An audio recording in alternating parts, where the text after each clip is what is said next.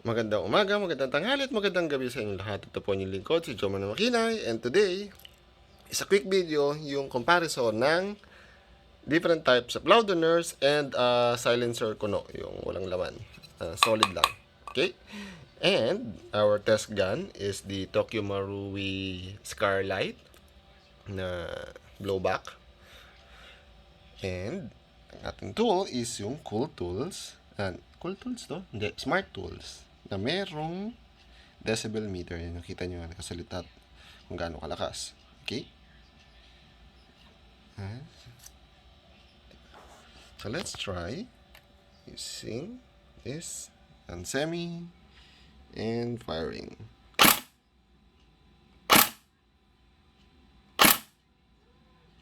$70 decibels. Okay? Now, let's install first the simple loudener. Wait lang. Mini loudener. 3 shots.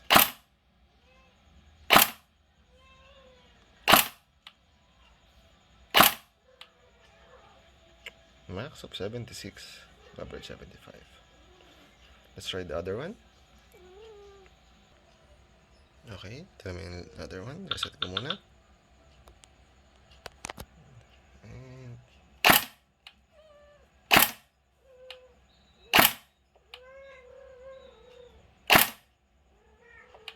ayun. Halos magkasing tunog lang sila, no? Hindi. Umabot din pala ng 78. Isa pa. Ayan, 78 nga. Mas malakas na ng konti. Mga 3 decibels. And let's try si silencer kuno. And now, last but not the least, si silencer kuno. But 64 pa rin. Reset. Ayan. Ready.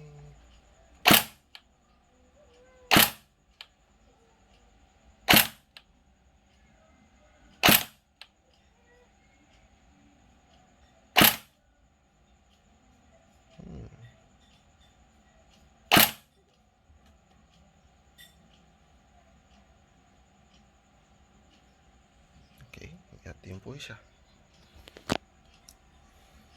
Medyo mas tahimik ang tunog. Konti lang. Pero umiingay din eh. Reset nga ulit. Okay, try. Mas tahimik siya na konti.